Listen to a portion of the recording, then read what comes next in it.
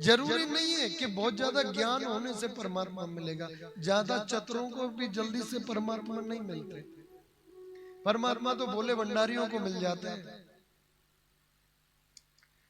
एक पिता के 4 पुत्र, 3 पुत्र बड़े समझदार, बड़े पढ़े लिखे, उच्च पदों पर, और एक पुत्र वैसे ही भोजन भट्ट, और भोजन भी इतना करे कि जितने में पूरा घर खा लेना उतना अकेला करे।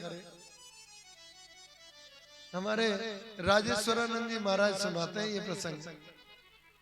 इतना भोजन करे, स्थिति ये हुई कि पिता की मृत्यु हो गई, तो भाइयों ने उसको घर से भगा दिया। कुछ करता नहीं, धरता नहीं, चल घर से भाग जा, निकल जा।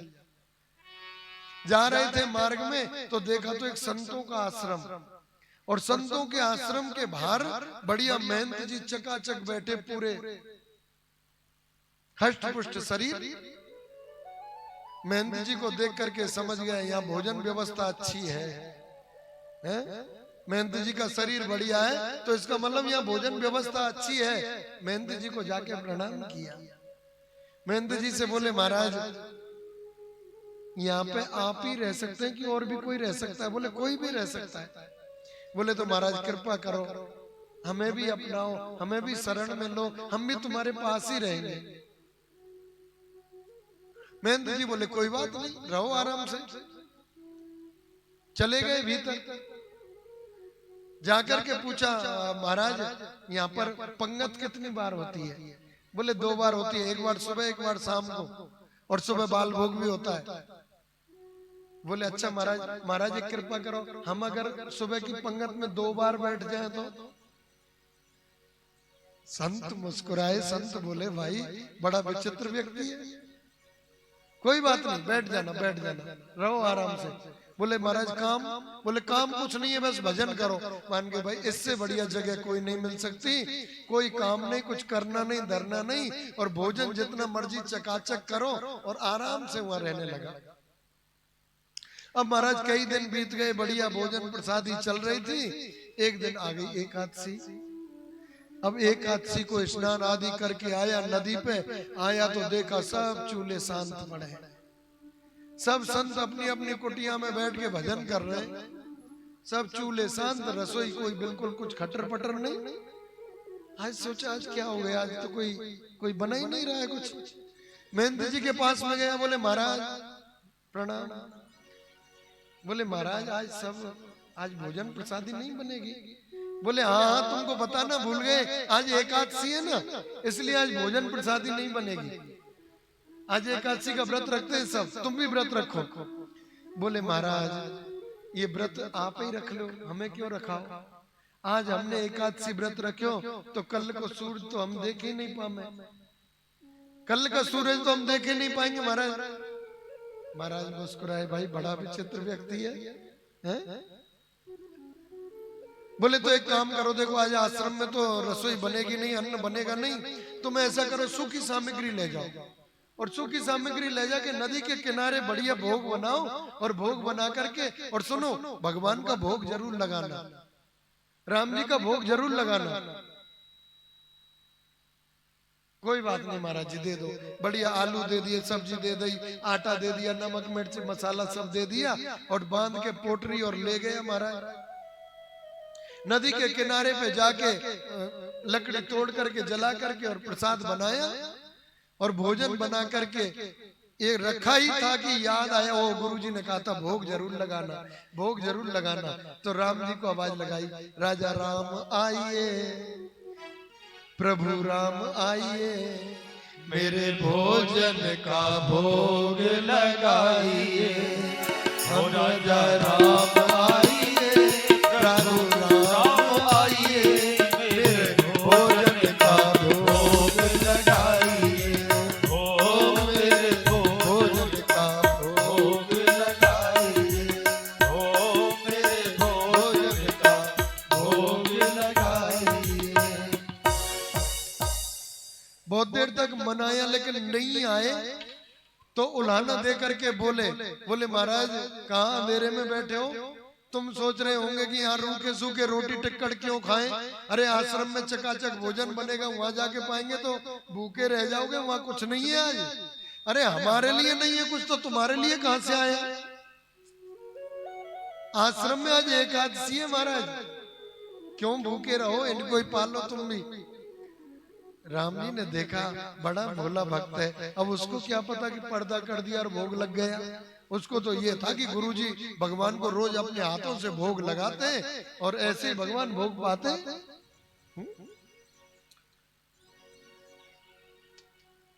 ऐसे भोलेपन पे, ऐसे भोग के भोलेपन पे, भोजन के भोलेपन पे भगवान कईयों पर रीझे, कर्माबाई पर रीझे। उसने देखा कि नहीं आ रहे, बोले महाराज क्यों विलंब कर रहे हो, भूख लग रही है, पधारो आओ। इतनी देर में तो भगवान राम और जानकी जी के सहित प्रकट हो गए और ला भैया भोग, ला भोजन दे। बोले गुरुजी ने तो कहा था एक भगवान आएंगे, आप दो आए, पर चलो मुझको अच्छा लगो, आप आए बहुत अच्छा लगो, आप बैठो भोजन करो, भूख लग रही है, तुम भोजन करेंगे मैं भी पाऊंगा। भगवान राम और जानकी जी ने बढ़िया भोजन किया और भोजन करके बोले वाह भैया भगत बहुत अच्छा भोजन, बहुत अच्छा लगे। बोले अच्छा तो लगे महाराज, पर इतनी देर मत करे करो, थोड़ा जल्दी आ जाए करो, थोड़ा जल्दी आ जाएंगे तो देखो तुम भी टाइम से भोजन कर लेंगे, हम भी टाइम से कर लेंगे। सुनो महाराज हम भूखे नहीं रह पाए बस, बाकी सब ठीक है। ठीक है चले गए। अगली एकादशी फिर आई, अगली एकादशी आई तो गुरुजी से बोले ऐसा करो गुरुजी आज थोड़ी सामग्री थोड़ी बढ़ा दो। गुरुजी बोले क्यों? बोले गुरुजी दो भगवान आते हैं, हमने सोचा एक भगवान आते हैं वहां दो आते हैं इसलिए थोड़ा बढ़ा दो। गुरुजी ने सोचा खा लेता होगा, ज्यादा खाता है तो इसको लगता है कि मैं ज्यादा ले चलूं। गुरुजी ने बढ़ा दिया, दे दो भाई थोड़ा ज्यादा दे दो। ले गया, भोजन बनाया बढ़िया नदी के किनारे पेड़ के नीचे, और जैसे टेर लगाई तो आज टेर में क्या गाया कि राजा राम आइए, सीता राम आइए, मेरे भोजन का भोग लगाइए, मेरे भोजन का भोग लगाइए। महाराज भगवान प्रकट हुए तो आज लखनलाल जी भी साथ आए। अब लखनलाल जी को देख करके भ्रमटी टेढ़ी हुई और सिर पे हाथ मार के कहने लगा महाराज ये, बोले ये हमारे छोटे भाई हैं। बोले छोटे भाई? बोले हाँ। बोले महाराज हम पहले हमने एक को बुलाया तो दो आए, अब दो को बुलाया तीन आए, पर चलो आप आए अच्छा लगे। लखनलाल जी मन में सोचने लगे भगवान पहली बार बड़ी विचित्र जगह लेके आए हैं, बड़ी विचित्र जगह लाए, पर चलो कोई बात नहीं बैठो, थोड़े से एकादशी तो तुम हमें करा ही दोगे। बैठ गए महाराज, प्रसाद पाया। प्रसाद पाया तो स्थिति ये हुई कि बोले ऐसा करो, जब जाने लगे राम जी बोले महाराज पहले बता के जाओ अगली बार कितने आएंगे, मैं उसी हिसाब से सामग्री लेके आऊं। राम जी बोले कोई बात नहीं हम आ जाएंगे, तुम चिंता मत करो हम आ जाएंगे, कोई बात नहीं। ठीक है महाराज चले गए। अब अगली एकादशी आई तो अगली एकादशी पे बोले महाराज गुरुजी तीन भगवान आते हैं, सामग्री बढ़ा। गुरुजी बड़े आश्चर्य में पड़े, 5 सेर आटा खा जाता है, इतनी सब्जी और ये सब खा जाता है, कितना भोजन करता है, पर कोई बात नहीं दे दो, बढ़ाओ। बढ़ा दिया महाराज, भोजन बढ़ा दिया। अब लेके गए बढ़िया जो काफी देर तक बनाया, बना करके रखा और रख करके थालियों में सजा दिया। आज पहले 3 थाली लगा दी, अब तो जैसे 3 थाली लगा करके बुलाया, राजा राम आइए, सीता राम आइए,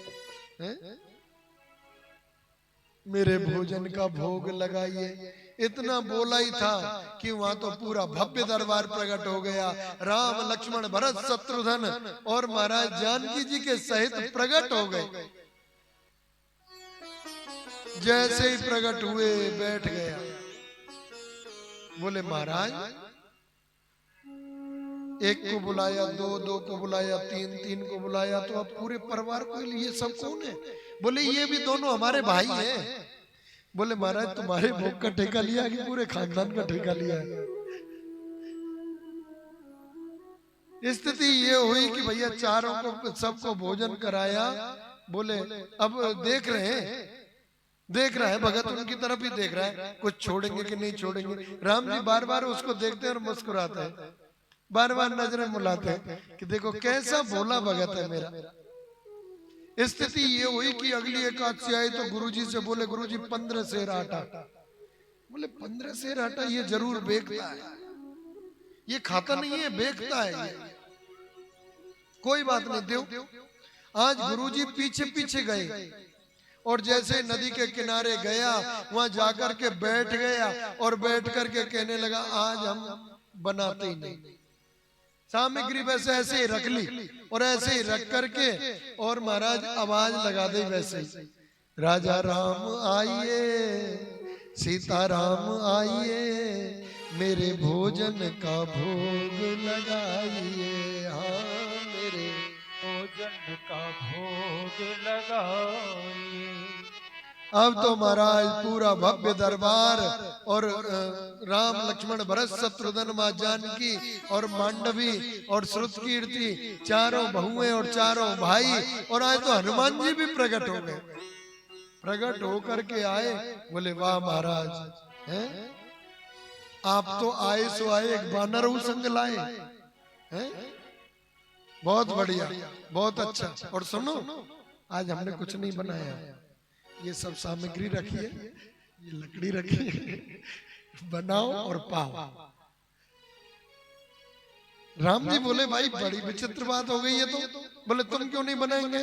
बोले जब हमें मिलना ही नहीं है तो हम क्यों बनाएं? हमें मिलना ही नहीं है भोजन तो हम क्यों बनाएं? अपने आप बनाओ और पाओ।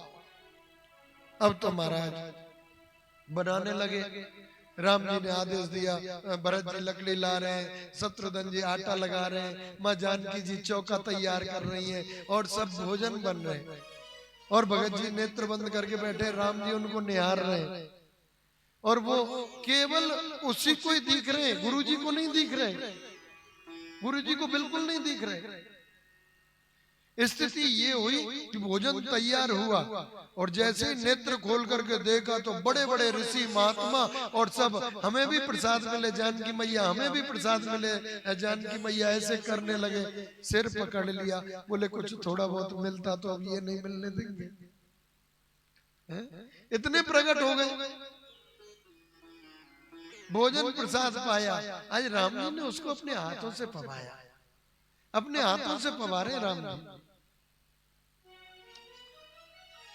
बोले काम करो, हमारे गुरुजी हमसे क्या सोचते हैं कि हम पता नहीं क्या करते इतनी सामग्री का, तुम हमारे गुरुजी से चल के बस कह दो कि भाई हमें इतने भगवान आते हैं और फिर गुरुजी सामग्री दे दिया करेंगे, फिर आगे से मैं अपने आप बना लूंगा, पर एक बार गुरुजी को। बोले गुरुजी से नहीं दिखेंगे। बोले क्यों? गुरुजी को क्यों नहीं दिखेंगे? गुरुजी को भी दिखो। बोले जो प्रेम जो भाव तुम्हारे हृदय में ना वो गुरुजी के में नहीं है। नेत्र सजल हो गए। गुरुजी देख रहे हैं, गुरुजी आए, गुरुजी ने आके पूछा क्यों भोजन नहीं बनाओगे?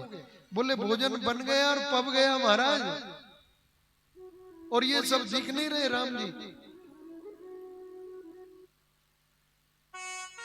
राम जी खड़े तो है सामने।